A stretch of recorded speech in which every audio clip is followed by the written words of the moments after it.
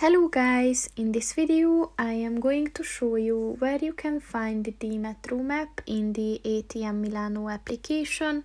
But first I just want to mention, don't forget to subscribe to my channel, because at 10,000 subscribers I am going to show you my whole YouTube revenue statistics and growth strategy, as well as how to make money online. Let's jump into it. First of all, open the application on your phone. And then click on the three lines at the top of the page on the left. And then click on the metro button.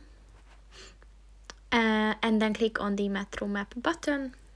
And as you can see here, you will find all the metro lines as well as some facilities on this map to make the travel more smooth for you.